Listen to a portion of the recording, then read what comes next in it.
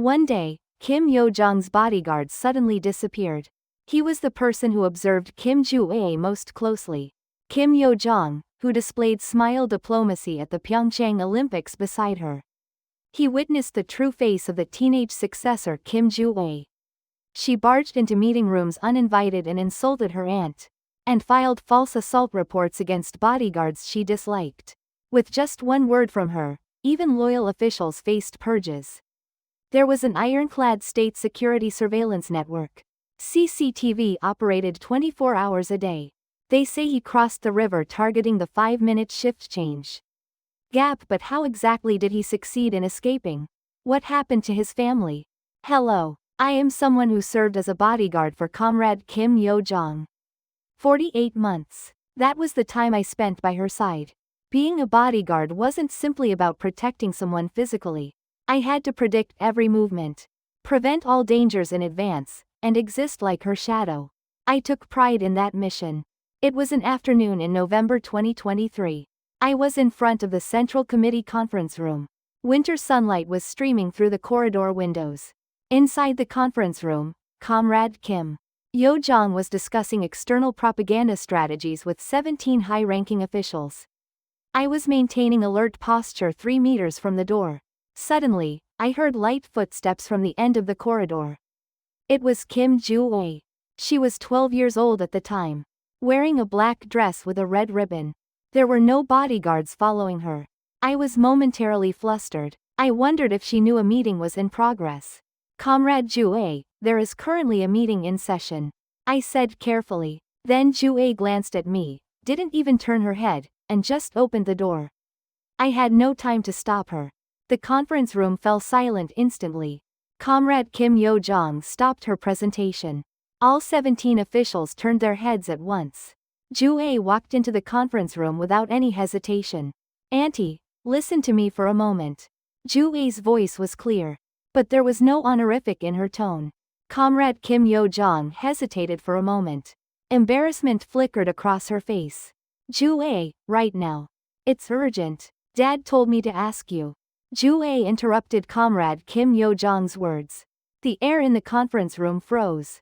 The officials looked down at their documents or stared at the ceiling. No one tried to make eye contact. I watched that scene through the crack in the door. Comrade Kim Yo-jong slowly nodded her head. All right, let's step outside for a moment. The two left the conference room. A brief conversation took place in the corridor. I couldn't hear the content, but Comrade Kim Yo-jong's expression was rigid. 3 minutes later, Joo-ae left the corridor first. Comrade Kim Yo-jong stood there for a moment. She let out a deep sigh. Then she returned to the conference room. Let's continue. Comrade Kim Yo-jong's voice was different from usual. It seemed to tremble slightly. That night, even after returning to my quarters, I couldn't forget that scene. The respect I had felt watching Comrade Kim Yo-jong for 48 months was shaken. No, more precisely, it felt like the system itself was shaking. A 12-year-old child's single statement had halted a Central Committee meeting. 17 high-ranking officials held their breath and watched. And no one raised any objections. I realized for the first time that day. In this country, power wasn't about position, it was about bloodline. After that day, I began to frequently witness Kim Joo-ae. At first, I thought it was coincidental. But a pattern began to emerge. Whenever Comrade Kim Yo-jong had important schedules, Joo-ae would appear. As if calculated. It was early December 2023. I was on guard duty near Comrade Kim Yo-jong's office. At the end of the corridor, I saw Ri Sol-ju walking hand in hand with Joo-ae. The two entered an empty conference room. The door wasn't completely closed. There was a gap of about 5 centimeters. Due to my guard position, I had to stand nearby. I couldn't help but hear the conversation coming from inside. Joo-ae, do you remember what Mom told you? It was Ri Sol-ju's voice. Soft but firm. Yes, Mom. You're special. You're the only daughter who inherited your father's blood. You have brothers, but you're different. Ri Sol-ju continued. This country will one day be yours. But to achieve that, you must prepare from now. You need to clearly show people how they should see you. What position you hold. I stood in the corridor, holding my breath. Just hearing this conversation was dangerous. Mom, what about my aunt? Ju-ae asked. A brief silence passed. Aunt Yo-jong is helping your father for now. But remember this. There are only two kinds of people in this world. Those on your side and those who aren't. You must distinguish between them well. Ri Sol-ju's voice lowered. Your aunt will eventually have to make a choice too. Support you, or not. There's no middle ground. Ju-ae didn't respond. Ju-ae, do you understand what Mom is saying? Yes, Mom, I understand. At that moment, chills ran down my spine. She was teaching power struggles to a 12-year-old child. Educating her on dividing factions. It was mid-January 2024. It was the day Comrade Kim Yo-jong was presiding over a party propaganda department meeting. I was performing guard duty outside the conference room as usual. The meeting had started at 2 p.m. and was in its fourth hour. It was around 6:10 p.m. Kim Ju-ae appeared at the end of the corridor. This time she wasn't alone. Two men who appeared to be from the state security department were following her. Ju-ae stood in front of me. Is the meeting over? It's still in progress, Comrade Ju-ae. Dad says to see Auntie right now. Ju-ae's tone was different from usual. Cold and assertive. I will report to him immediately after the meeting ends. I answered carefully. He says right now. Ju-ae took a step closer. The security agents followed. I had to make a judgment in that moment. Would I interrupt the meeting, or stop Ju-ae? I knocked on the conference room door. Comrade Kim Yo-jong opened it. When she saw Ju-ae, her expression hardened. Ju-ae, what's the matter? Auntie, Dad says to come right now. He says it's urgent. Comrade Kim Yo-jong looked at her watch. Then she looked back into the conference room. 22 officials were waiting. All right, wait 10 minutes. Dad says now. Ju-ae didn't back down. Comrade Kim Yo-jong took a deep breath. Then she returned to the conference room and spoke to the officials. Today's meeting ends here. We'll continue tomorrow at the same time. The officials stood up. They all quickly left the conference room with their heads bowed. No one looked at Ju-ae. It was February 2024. Comrade Kim Yo-jong had spent 3 weeks excluded from important meetings. I still performed guard duties, but her schedule had significantly decreased. It was the morning of February 18th. Comrade Kim Yo-jong was walking down a party building corridor. I was following 3 meters behind. Then Kim Ju-ae appeared ahead. Ri Sol-ju wasn't visible. Ju-ae was alone. Comrade Kim Yo-jong stopped first. Ju-ae, Auntie. Ju-ae's voice was cold. How have you been lately? Comrade Kim Yo-jong asked gently. I've been well. You must have a lot of free time these days, Auntie. Ju-ae's words were thorny. Comrade Kim Yo-jong's face stiffened. Ju-ae, I'm your aunt. We shouldn't be like this. Comrade Kim Yo-jong took a step toward Ju-ae. What have you ever done for me, Auntie?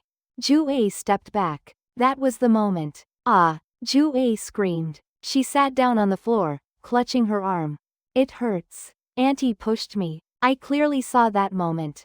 Comrade Kim Yo-jong didn't touch Ju-ae. She didn't even extend her hand.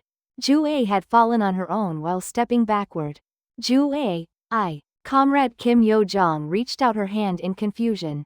Don't touch me. Ju-ae shouted. People rushed in from both sides of the corridor. 4 state security agents came running. What happened? Aunt Yo-jong pushed me. I just tried to talk to her, but she suddenly got angry.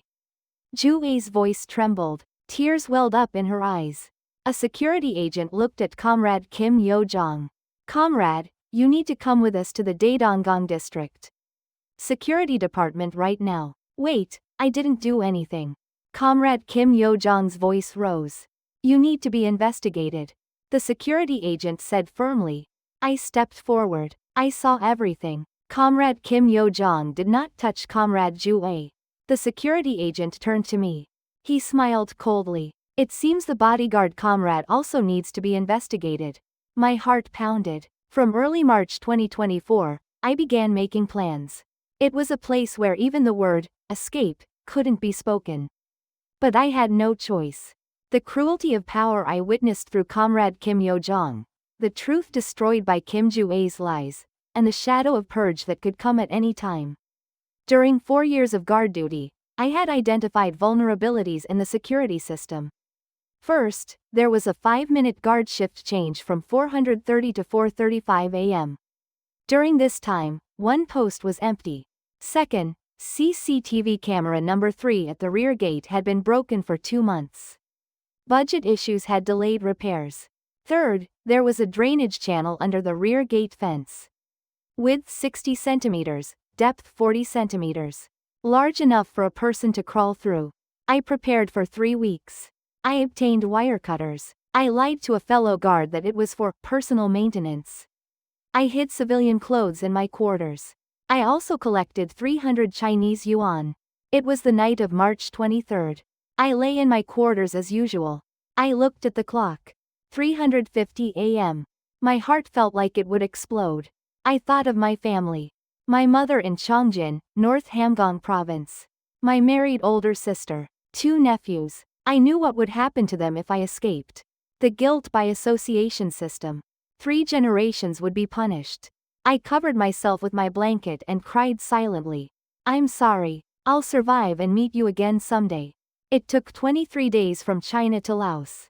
I traveled through brokers. I promised to repay the money after arriving in Korea. I hid in truck cargo holds and walked mountain paths. From Laos, I crossed into Thailand. I arrived at the Korean embassy in Bangkok, Thailand on May 7th. Hello. I'm from North Korea. I want to apply for asylum. An embassy staff member guided me inside. I filled out documents and went through identity verification. 3 days later, I boarded a plane. I arrived at Incheon Airport on the afternoon of May 12th. A National Intelligence Service vehicle came to pick me up. I was transported to a protection facility on the outskirts of Seoul. White walls, fluorescent lights, a simple bed. I underwent investigations here for 60 days. The investigations proceeded daily. You were Kim Yo-jong's bodyguard? The investigator asked. He appeared to be a man in his mid-40s. Yes, that's correct. If you worked for 4 years, you must know a lot of internal information. I will tell you everything I know. I testified about Kim Joo-ae, the conference room intrusion, Ri Sol-ju's education, the manipulation structure, the false assault accusation. The investigator recorded everything. Has Kim Joo-ae been confirmed as the successor? There was no official announcement. But internally, it was accepted as a fait accompli. What about Kim Yo-jong's position? It was shaking. She was beginning to be excluded from important meetings due to pressure from Kim Joo-ae and Ri Sol-ju. The investigator nodded. Mr. Choi, you've really been through a tremendous ordeal. The investigator's voice softened. At those words, my eyes reddened. The 60 days of investigation ended. I was transferred to Hanawon. It was a settlement education facility for North Korean defectors. I received 3 months of training for adapting to Korean society. But I couldn't adapt. Every night I had nightmares. Kim Joo-ae's screams, the state security investigation room, the moment crossing the river. And my mother's face. I woke up screaming every morning at 3 a.m. Are you okay? My roommate asked. I'm sorry. I did it again, didn't I? You should get counseling. There's a professional counselor here. I nodded. The counseling room was quiet. Soft lighting, a sofa, a small plant. A female counselor in her 40s was sitting there. Please sit comfortably. I'm Counselor Park Ji-young. Hello. What difficulties are you experiencing? I couldn't speak for a long time. I felt like I would cry if I opened my mouth. I abandoned my family. My voice trembled. My mother, my sister, my nephews. The moment I escaped, they were finished. They probably went to a camp under the guilt by association system. Tears flowed. I killed them to survive. Do I deserve to be alive? Counselor Park Ji-young looked at me. Her eyes held no judgment. Mr. Choi, you survived. That's not your fault. But, what if you had stayed there? You would have been purged. Then your family and you would all be gone. The counselor said carefully. What you can do now is survive here. And someday when North Korea changes, you can meet your family again. Until then, you must stay alive. I bowed my head. I completed Hanawon at the end of August. I received government support funds. I rented a small studio apartment. It was in the industrial district of Ansan. I started looking for work. At first, it was a night shift at a convenience store. 9,860 won per hour. Working 8 hours a day meant about 2 million won per month. During the day, I studied Korean. I tried to correct my North Korean accent. I hated it when people stared at me after hearing my accent. 3 months passed. I changed jobs to factory production work. The salary was slightly higher. I started saving. I had a goal. Someday when North Korea changes, I'll bring my family here. That goal alone kept me alive. Every night I still had nightmares. But now I didn't scream. When I opened my eyes, I looked at the ceiling and made a resolution. Survive. That's all I can do. The nights in Incheon were brighter than Pyongyang. But my heart was still dark. It was November 2024. I was 6 months into my life in Korea. I had gotten used to factory work, and I had accumulated small savings. Then one day, I received a call from the NIS. Mr. Choi, we need another interview. What's this about? There's a new witness. She has information related to you. I headed to Seoul. It was an NIS building interview room. A woman was sitting with the investigator. She appeared to be in her early 30s. Her face was full of tension. Mr. Choi, this is Ms. Ri Hai-jin. She entered the country in September this year. The investigator introduced her. Ri Hai-jin looked at me and carefully bowed her head. Hello. Hello. I also greeted her, but I felt something strange from her. Her eyes held a mixture of fear and wariness. Ms. Ri Hai-jin has a special background. The investigator continued. She's Jang Song-taek's daughter. I felt my breath stop. Jang Song-taek, Kim Jong-un's uncle-in-law who was executed in 2013. He was North Korea's second-in-command at the time, executed for treason. It was known that his entire family was purged. But everyone was supposed to be dead. I was an unofficial daughter. Ri Hai-jin said quietly. My father and mother weren't formally married. My mother gave birth to me on the outskirts of Pyongyang. My father kept a secret. Her voice trembled. In December 2013, after my father was executed, my mother went into hiding with me. We went to a mountain village in North Hamgyong province. We forged our identities and lived under different names. What about your mother? I asked carefully. She passed away in 2021. It was illness. We couldn't go to a hospital. We were afraid our identities would be revealed. Tears welled up in Ri Hai-jin's eyes. After my mother passed away, I was alone. I endured 3 more years in fear of being discovered. Then this year I decided to defect. The investigator pulled out documents. Ms. Ri Hai-jin heard your testimony and wanted to contact you. She said she has a story related to Kim Yo-jong. Ri Hai-jin looked directly at me. It was June 2024. I was preparing to defect. Something strange happened then. What happened? A man came to find me. He said he was Kim Yo-jong's associate. My heart began to beat faster. He knew my identity, that I was Jang Song-taek's daughter. At first I thought I would die. Ri Hai-jin said with trembling hands. But he made a different proposal. Comrade Kim Yo-jong can protect you. In return, please cooperate. What kind of cooperation? It was work to counter Kim Ju-ae and Ri Sol-ju. Finding and organizing people like me who were hiding. People who were dissatisfied with the Kim Jong-un regime. People in danger of being purged. I swallowed. Was Kim Yo-jong preparing an internal coup? I don't know exactly. But that was the feeling. That associate said, we'll contact you when the time comes. So what did you do? I refused. I didn't want to take anyone's side. I just wanted to live. Ri Hai-jin lowered her head. After refusing, I became even more anxious. I didn't know when I might be silenced. So I immediately decided to defect. The investigator said, Ms. Ri Hai-jin's testimony is important. It matches information that Kim Yo-jong was gathering internal forces. I looked at Ri Hai-jin. How are you doing now? I just finished Hanawan education. I'll start receiving settlement support next week. It won't be easy. Adapting. I said quietly. I know. But this place is better than there, isn't it? Ri Hai-jin smiled bitterly. After the interview ended, I went outside. Seoul's streets were bustling with people. Neon signs shone brightly. I thought to myself, How many people like me and Ri Hae-jin were hiding in North Korea? People concealing their identities, enduring day by day to survive. Not all of them could escape. And Kim Yo-jong, was she still fighting there? Or had she already given up? I shook my head. It was no longer a story about that place. I had to live here. But in a corner of my heart, a question still remained. Can Kim Yo-jong's coup succeed? It was March 2025. I was 10 months into my life in Korea. I had been promoted to team leader at the factory and moved to a small 2-room apartment. I also occasionally stayed in touch with Ri Hae-jin. We were people with the same wounds. One evening, I received an urgent call from Ri Hae-jin. Brother, did you see the news? What news? Something's happening inside North Korea. They say Kim Yo-jong has disappeared. I quickly turned on the news.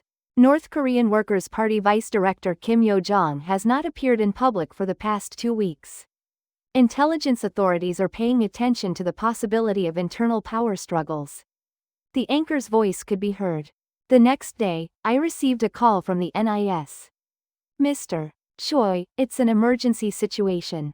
Information came in from North Korean internal sources. About Comrade Kim Yo-jong? Yes. There was a coup attempt. I sat down in a chair. My legs lost strength. The investigator explained. In the early morning of March 15, Kim Yo-jong gathered some military personnel and dissident forces within the State Security Department to attempt an uprising. The goal was to eliminate Kim Ju-ae and Ri Sol-ju and persuade Kim Jong-un. What was the result? It failed. At 2 a.m. on the day of the uprising, an internal traitor reported everything to Kim Jong-un. The investigator's face darkened. Kim Yo-jong and 17 core participants faced arrest. But Kim Yo-jong fled through a pre-prepared escape route. Where to? She crossed the Chinese border. There's information that she's receiving unofficial protection from the Chinese government. I took a deep breath. A week later, North Korea's Korean Central News Agency made an announcement. We will severely punish the anti-party, anti-revolutionary factional element Kim Yo-jong and her gang.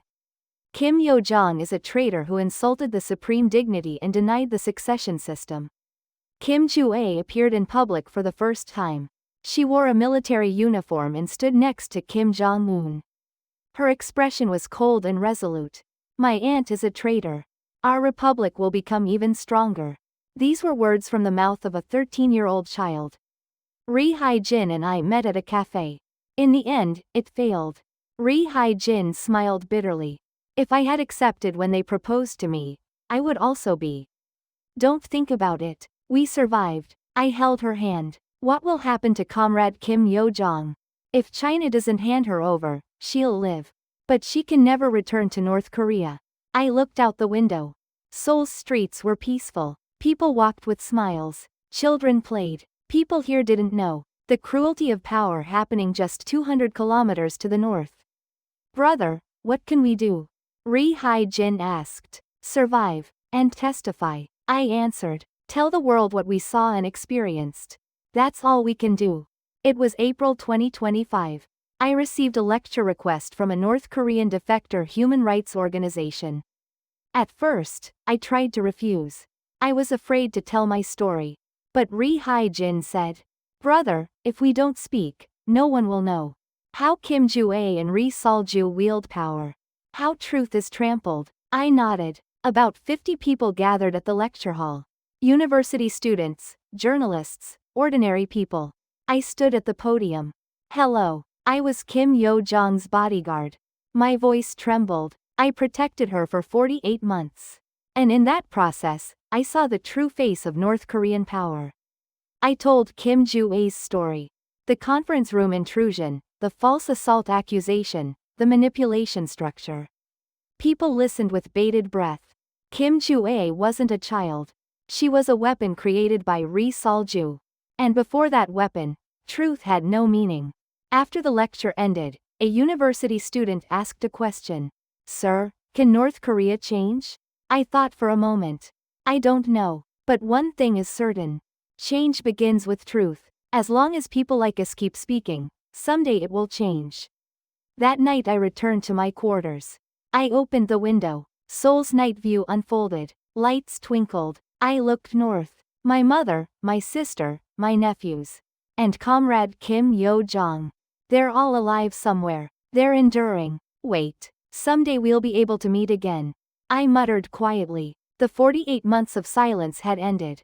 Now I could speak. The freedom gained from a 5-minute escape. With that freedom, I could testify. Kim Ju-ae's power will continue. But the truth will continue too. I will testify here, in this place, until the end.